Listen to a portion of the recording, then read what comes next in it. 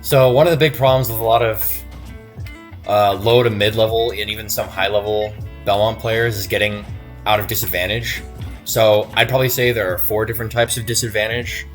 So first is when you get knocked off stage. You get knocked off stage, you have to recover. That's the first type, is recovering back onto stage. Next is you've grabbed ledge. How do I go about getting off the ledge? What'll help me get off the ledge? And then once you get off the ledge, you're stuck in the corner with your opponent still technically ledge trapping you. How do you get out of the corner? And then lastly, there's how do you get out of disadvantage when you're being juggled in the air? So the most important one is going to be getting out of the corner. So obviously, some of the more trivial options. So let's just say you chose neutral get up or jump or whatever, and your opponent is standing about at roll distance as they should be, and you're in the corner. So there are a few options, right? That every character has access to, and there are also some options that Belmont specifically has access to. And I'll kind of go over, I suppose, the pros and cons of each and what'll help you get out of the corner best. The most important thing to remember is you don't want to be impatient, right? If it takes you 10 seconds to get out of the corner versus 3 seconds to get out of the corner, it doesn't matter. You got out of the corner without taking damage. Just disadvantage in general. You don't want to be impatient. It doesn't matter how long it takes you to get out of juggle situation or get off the ledge, as long as you do it. That's one problem, because so I'll go over a lot of the options you have, right? So your opponent's standing here, they're probably going to be using shield, right? Because they think you might throw an attack at them. So what you can do, there are a few things. You can jump over them, right? You can jump over your opponent. Let's just say you're trying to ledge trap your opponent. They're throwing out attacks or they're shielding, so you could simply jump over them. However, I wouldn't say that's the greatest option for Simon and Richter because of their poor air drift. If you wanted to be really risky, you could double jump over them. However, if you use your double jump, you get knocked off stage. Without your double jump, you're going to be in a really bad situation, so I wouldn't recommend that. You can roll past your opponent to get back out of the corner. Of course, rolls are laggy, somewhat reactable. If your opponent anticipates that, they can punish you really hard. You can so for Belmont specifically, and a lot of characters can do this. You can dash attack out of the corner, so you'll knock your opponent away, and you'll regain center stage. You can also use down tilt to get out of the corner. Those are 2 specific attacks that the character has. However, you want to be really careful about using these because they're unsafe on shield, meaning your opponent will typically have a good enough time to punish you and put you back in disadvantage again.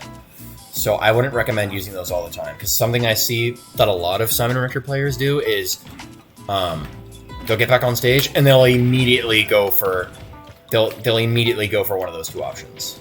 So like I said, you want to make sure you're really patient, because if you're immediately choosing that option, then your opponent's going to be expecting that. What I'd recommend is kind of boxing your way out, kind of almost fighting as if it were neutral, because you have that range advantage. And so if you kind of box your way out with F tilts, that's a really good and patient way to get out of the corner also. That's about everything, but my general advice on that is make sure that you don't, like I said, always try and pick your option immediately. Staying in the corner is good too, so kind of just holding shield, waiting and seeing what your opponent does, spot dodging if you think they're going to grab you, and just mixing up when you decide to go in. There's nothing too character specific about once you grab the ledge. Obviously, if you've seen the ledge trapping video I made, you know what all the ledge options are, what you can do off the ledge. Just make sure you're not only you're not only mixing up what you choose, but when you choose it. So don't always be choosing something right when your invincibility starts. You kind of want to wait a little bit and then choose an option. So most characters are generally, if they're sitting in shield, they're trying to react to your neutral get up attack, or roll. In that case, what you want to do is you'd probably be better off choosing jump, because it's the one unreactable option. But of course, your opponent, on the other hand, could be shielding in order to bait you to jump and then throwing out an aerial. So it's all a mix-up and a matter of conditioning. So even though I say mix it up, choosing the same option twice isn't always a bad idea. However, for Belmont specifically, jumping off might not be the best option. And I was going to get to that.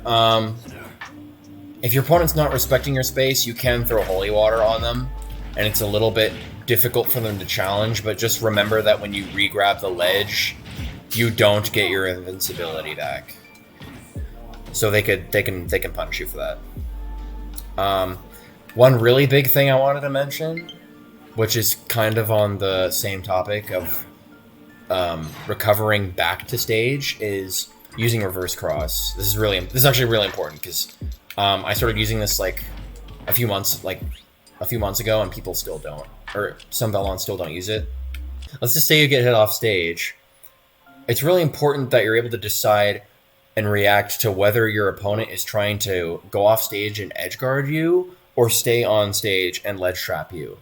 So if they're deciding to go off stage to edge guard you, you can throw the cross to try and prevent them from edge guarding you.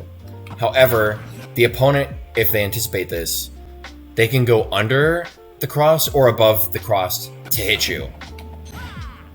So about that, you have to keep in mind this. This is really important. Characters, you have to keep in mind, number one, their fall speed.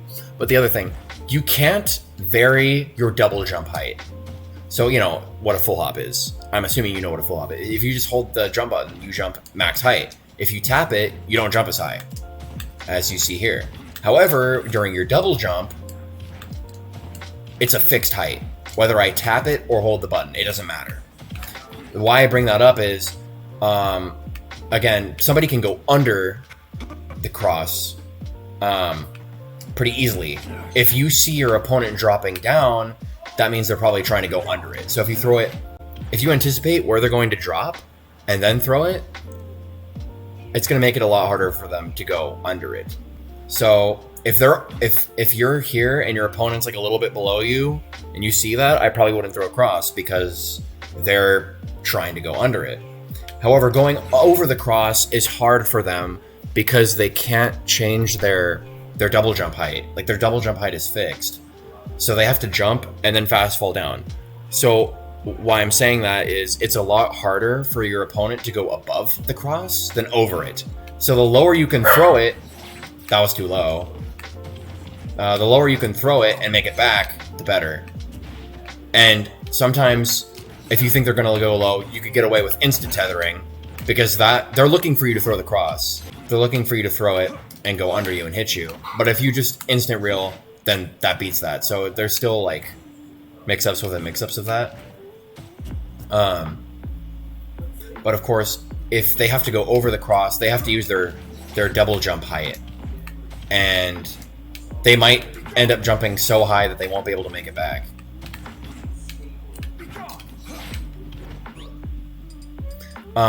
So back to the topic of that, of making the decision whether they're going to edge guard you or not.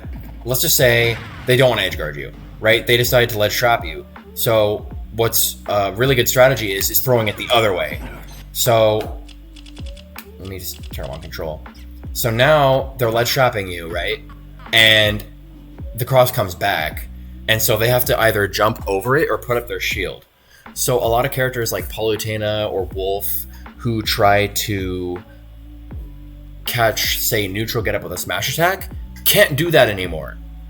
You can't get ledge trapped by smash attacks. And in fact, because the reverse cross goes through projectiles, a lot of characters that use projectiles to ledge trap you, like other Belmonts, sometimes Snake, Young Link, if they're trying to ledge trap with a boomerang, the cross goes through whatever they're trying to launch at you, and it'll hit them. So this is your anti-ledge trap. So they have to shield it. They're gonna have to either shield the cross or they're gonna have to jump over it. So that's gonna give you time. Let's just say your opponent hits you off stage. You throw the cross the other way. You can literally roll, and then my bad. Let me try that again. You kind of want to throw it a little bit higher. So let's just say you roll back. You know, you get what I'm trying to do. Like there are times where I'll roll behind somebody, and you hit them into the cross, and then they're in disadvantage. You completely 180 the situation. You start ledge trapping them, etc. So roll is pretty good because they have to shield the cross, right? So if you're anticipating they're going to shield it, then you can grab them. You know, let me turn this back on. You can grab them instead if you think they're going to shield the cross. The only way for them to beat you for rolling is they have to retreat past roll distance. They have to, like, if I'm Sonic, he throws a cross. Oh no, he's gonna roll.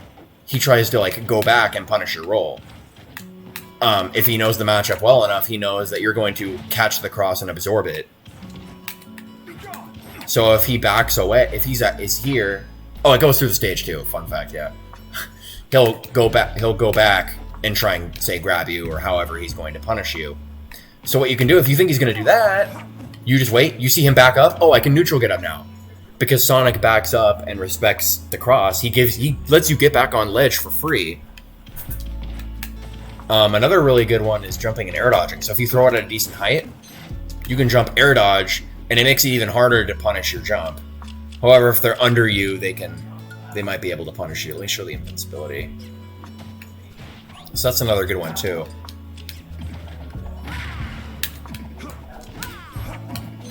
As soon as it passes by, you jump air dodge. Oh, I caught it on accident. I'm recovering back to stage.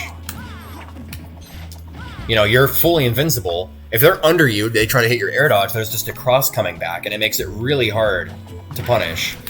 And of course, realize that the closer you are to stage when you throw it back, the further it's going to go. See how it goes all the way to Sonic? But if I'm all the way out, if I'm all the way out here and I throw it, then it doesn't come back as far because it just didn't have that much range. See, it barely hit him. So if Sonic forward smashes me, I get hit off stage. My bad. See, it didn't even get to Sonic. It didn't even get to him.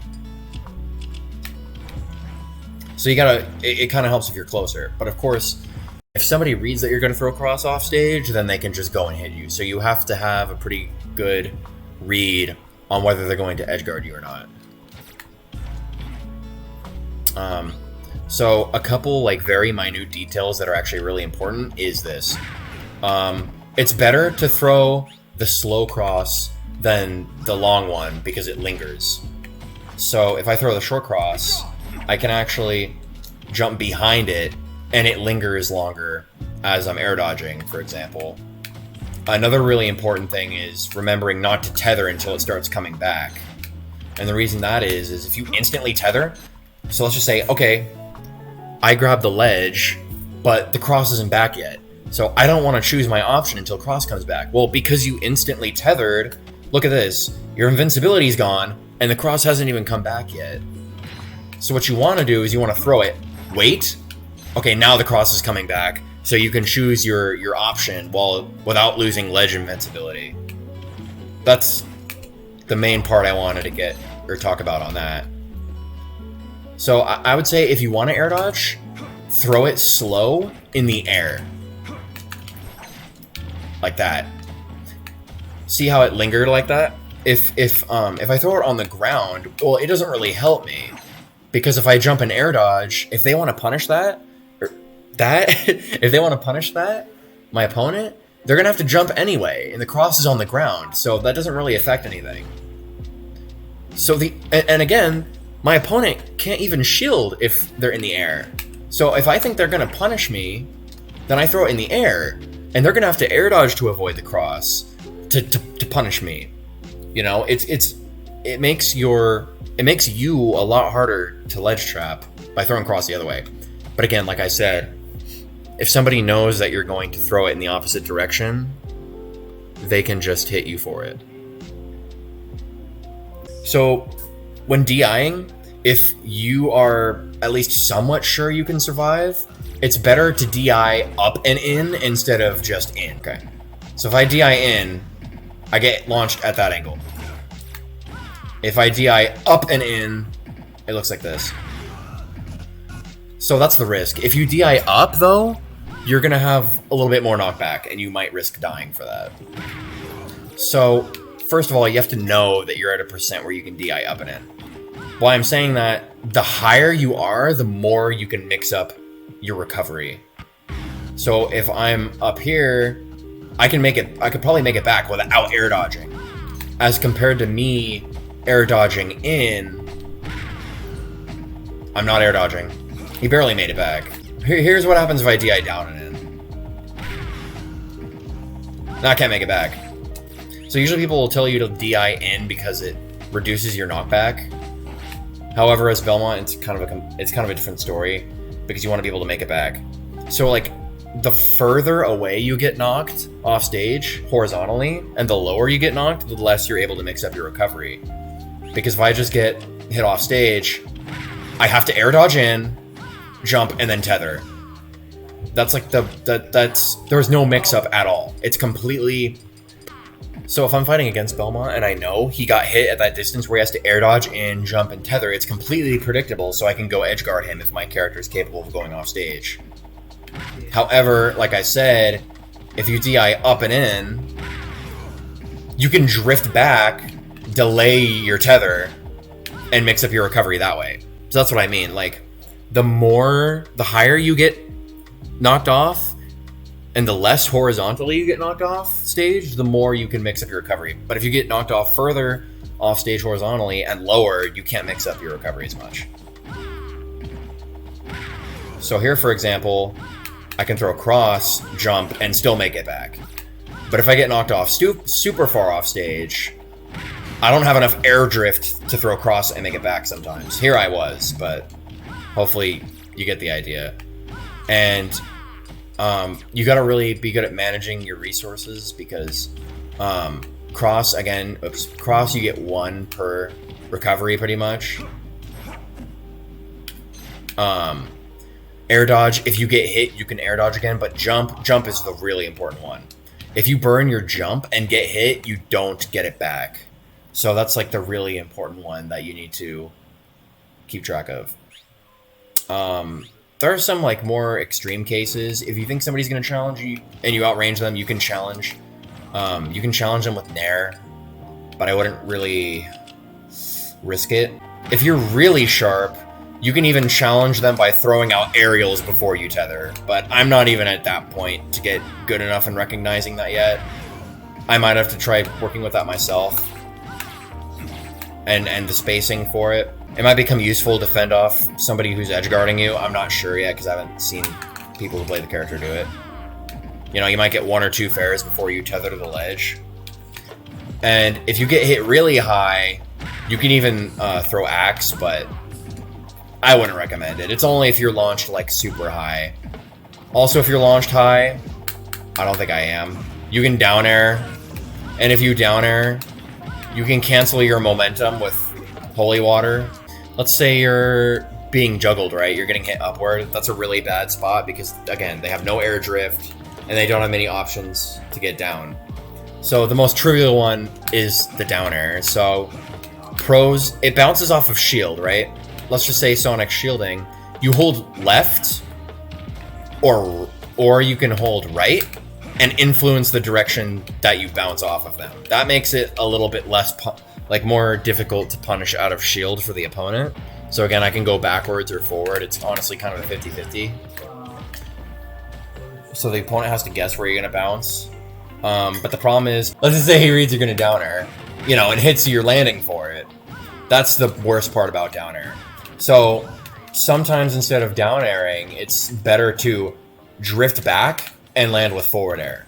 Why backwards? Because your down air sends me to the right. Your opponent thinks he's going to stand right here. He's like, okay, Simon's in the air. He's probably going to down air. But instead, you retreat and end up falling with forward air. So now, you cover all that space where he can't get you. And you also kind of trip him up because he thinks you're going to down air and go to the right. But instead, you go to the left. Another pretty decent one is falling with holy water if they run at you. However, if they throw out an aerial or dash attack, sometimes they might unintentionally or I guess intentionally catch it. So it's all mix up. And again, like I said, you don't really want to use your double jump because then that takes away your ability to mix up your landing, unless that was your mix up to your landing, but now you're stuck without a jump, and if you get hit, you're going to be in an even worse spot. A really good one against characters like Palutena or characters that have an up air that kills is going to be fast fall air dodge. Like, all the fast fallers are totally broken with this move. Like, look at this. You go from virtually like 2/3 up on the stage to basically the ground while being fully invincible, and it only has, what, like 10 frames of lag. Look at that. I think this is broken. I hate fighting people who use this against me as Belmont. Like, there's almost no lag. If somebody tries to grab you after, you can spot dodge right after it. It's very incredibly hard to punish.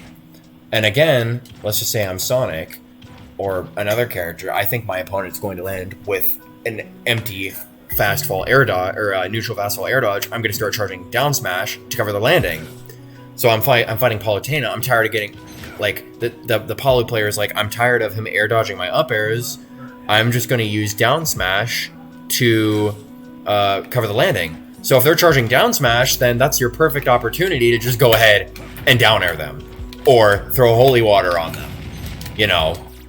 So for example, you can use fast fall air dodges to condition your opponent to try and punish them. And let's just say next time you don't even do that. You jump away or you use holy water or an attack, etc. and beats them. The invincibility wears out if you've been dodging too much. This is something to keep note of. I wouldn't say that it's still I wouldn't say it's a bad option.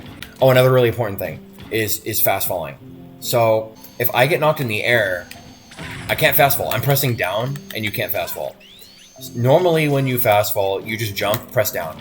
Like this. Jump, press down, jump, press down. So what happens is when you get hit by a strong enough knockback move, you get put into what's called tumbling. This animation where literally you're tumbling. You can't air dodge there. Or sorry, you can't fast fall there. So if you want to fast fall air dodge, you can do two things. You can jump to exit tumbling and then press down. Then at that point, you can fast fall. The little star above me indicates me fast falling. The little star right there. But if you don't have a double jump, you can up air and then fast fall after that. So I can up air and then fast fall to exit any move that'll exit tumbling animation. And because I rarely do down air, that means that the one time I actually do the down air, they're not expecting it. Another really good mix-up to do, even in neutral, is I jump above them. They think I'm gonna land with like nair, or they think I'm gonna land with fair, and they'll just shield it and then try and throw out a grab or an attack or something that they think will beat the aerial. So instead, what I'll do is this: I act like I'm gonna land, double jump, and then they'll try and grab me or forward tilt me or whatever, and then you down air them and then combo off of that. So that's about it for the video. Thanks for watching. Make sure you guys subscribe and check out my other social media. And I'll catch you guys in the next one.